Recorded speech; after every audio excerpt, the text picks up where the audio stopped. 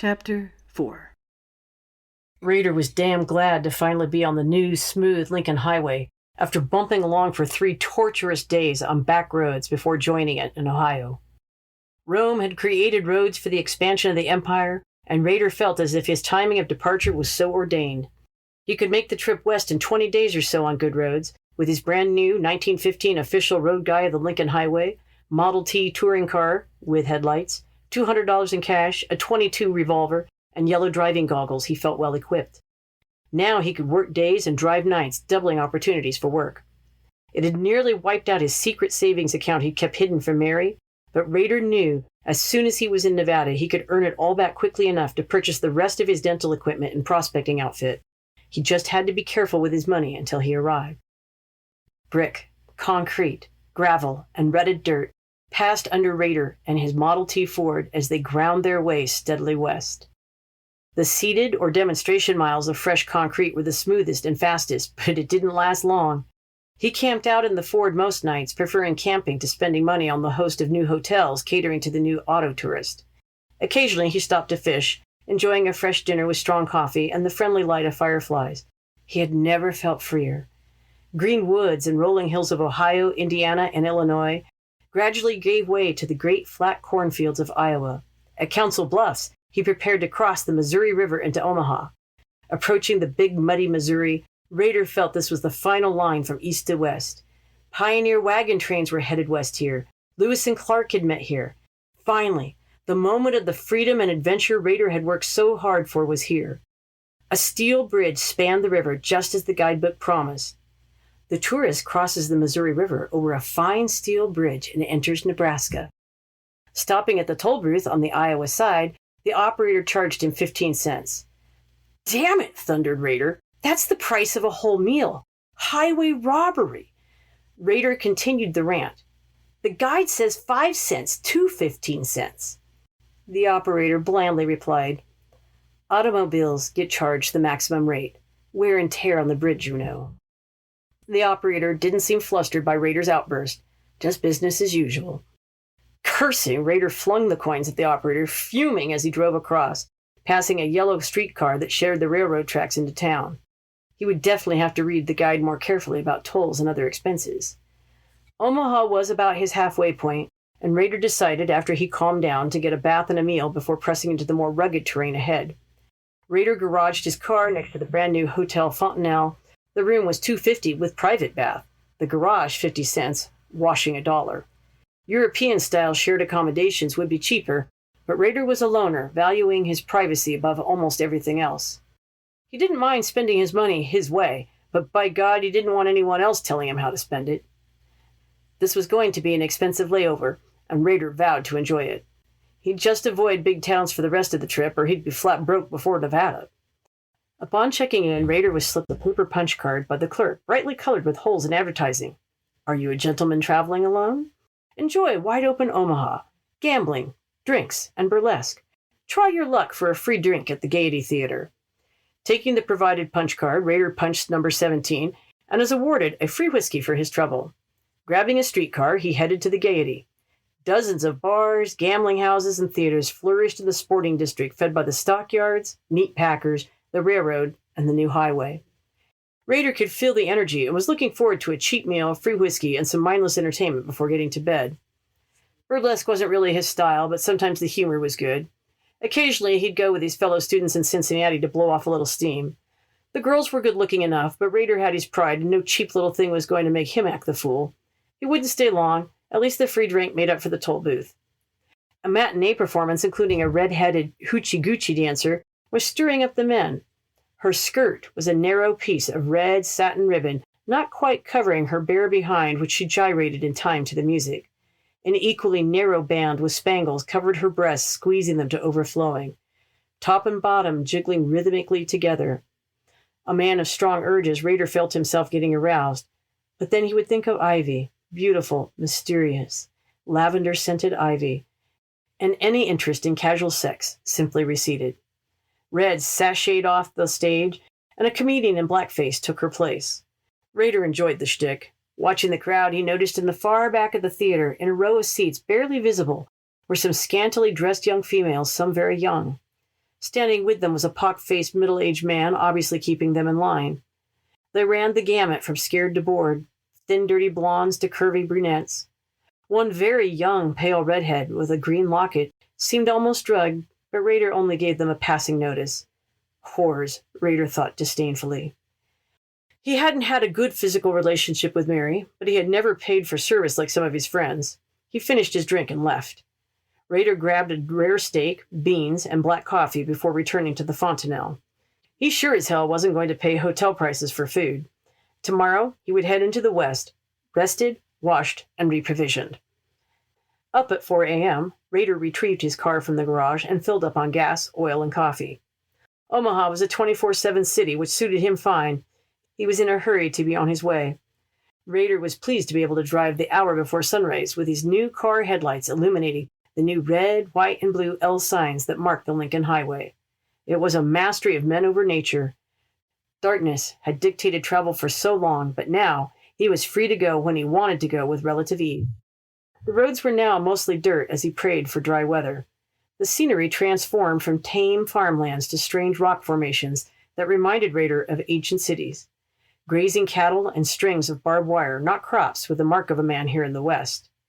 Periodically, he passed through clouds of thick dust kicked up by crews dragging the road to keep it unrutted and level. More frequently, he crossed and crisscrossed the jolting railroad tracks, cursing the slow going. For the most part, Rader had the road to himself. He enjoyed the vast blue sky, wide prairie, and the strange swift antelope he'd never seen before. Prairie dogs scolded him and wind buffeted him. It was just dark as he approached Kearney. In the distance, like a lighthouse on the plains, was a large, electric-lighted L in the tower of the Midway Hotel. He stopped and tried to make camp, but the mosquitoes were maddening so close to the Platte River. Every mosquito he crushed smeared blood on his hand. This was definitely a western river, a mile wide, an inch deep and muddy. Its flow, sluggish this time of year, made perfect breeding ground for the mosquitoes. It wasn't just the biting. It was the incessant high whine of thousands of the little bloodsuckers that drove Rader crazy.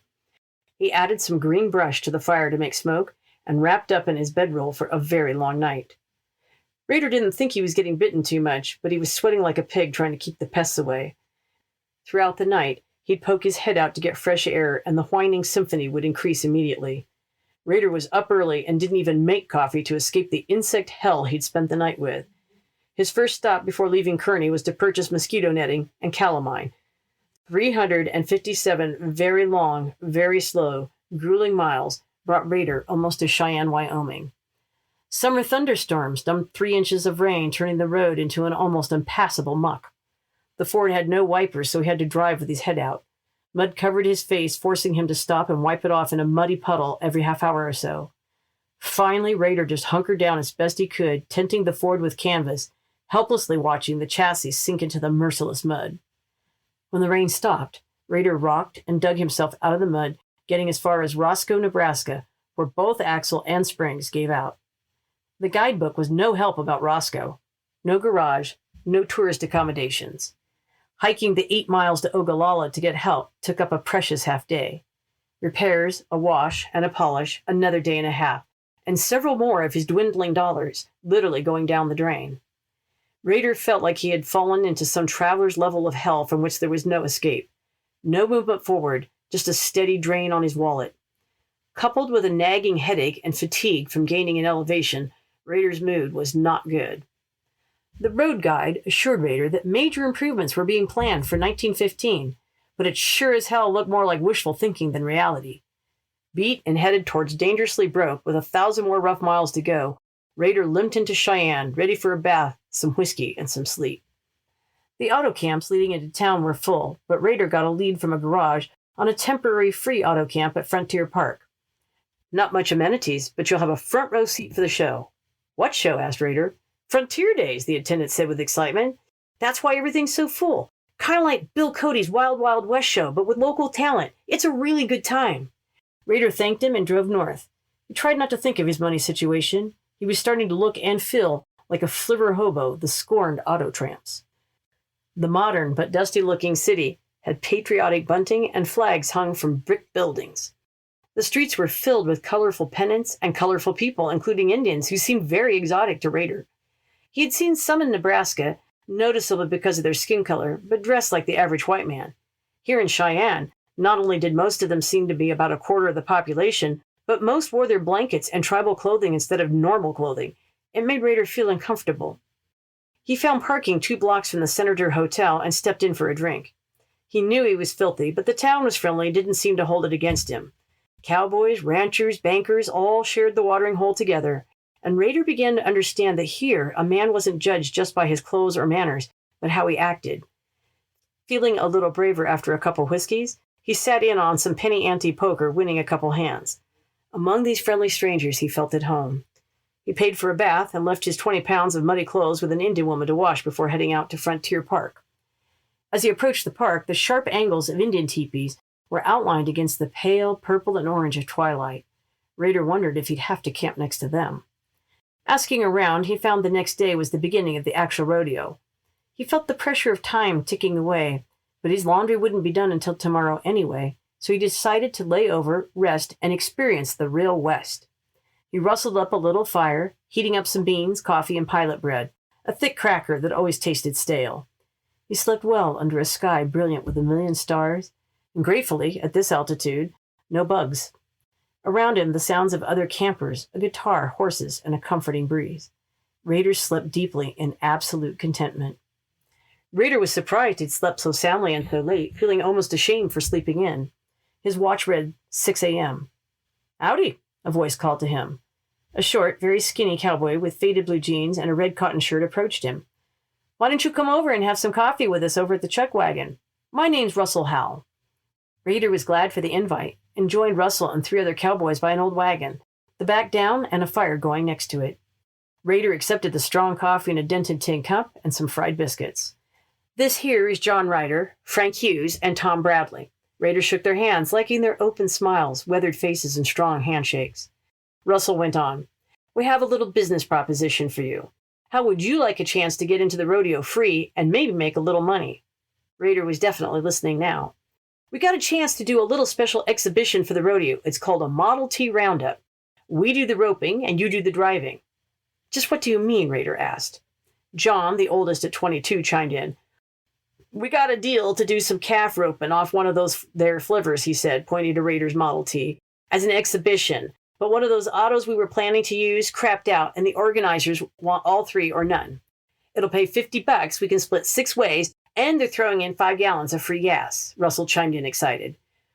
"We couldn't help but notice that you have a pretty nice new automobile," added John, slowly stretching out the words.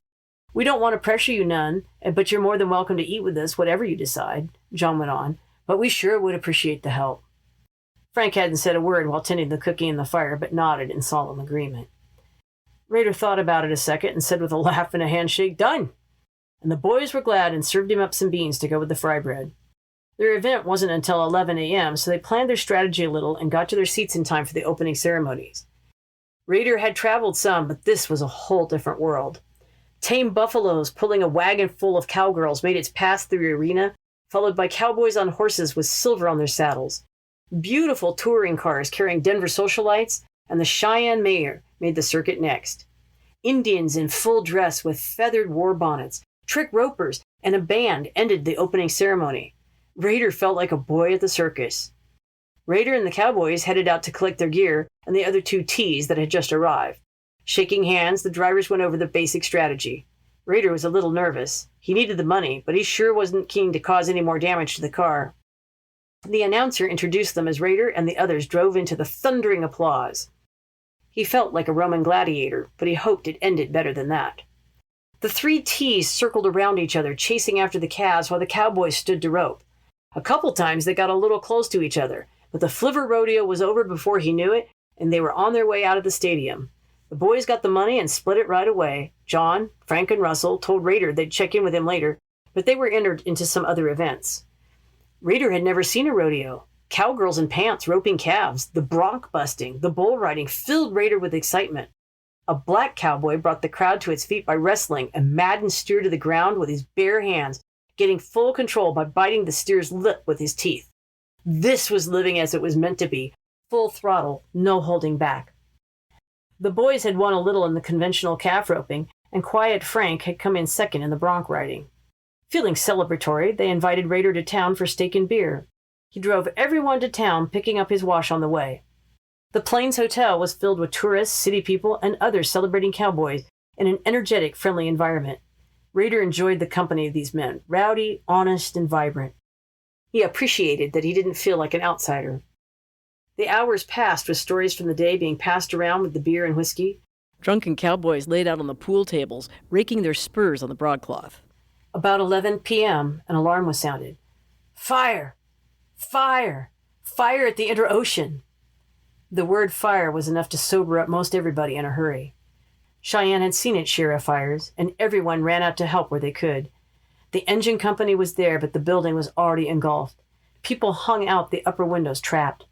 Rader could feel the heat half a block away, and horrified he watched as a man holding an infant fell into a power line, was electrocuted, and fell charred into the street. Rader rushed to the man, but he was already dead. The baby, badly burned, was still alive. He scooped up the baby and got it to the ambulance, then returned to help fight the fire. Everything that could be done was done in a couple hours. Exhausted and in a daze, Rader wandered down to the train tracks, where a release station had been set up next to a train car. Rader was struck by how much a day could change in a moment. Under electric lights, gold writing reflected off a beautiful wine-colored car. Chapel Car Evangel. All around the train car, people, obviously church people, were passing out water, comforting those who had fled from the hotel, feeding the workers and praying. Rader entered the car, removing his hat. An organ up front, darkened, stained glass, and wood pews, created a place of quiet. Rader tried to pray for the dead man and his baby. Images of the grimmest face, arms pulled up, and the smell of burnt skin were haunting. Rader wasn't certain if he really was praying for them or just to get the horrid image out of his mind. He considered himself a strong man, but that was as bad as he'd ever seen. A man touched his shoulder and asked if he needed help. Rader shook his head and left. Returning to the campground without the cowboys, Rader didn't sleep as well his second night in Cheyenne.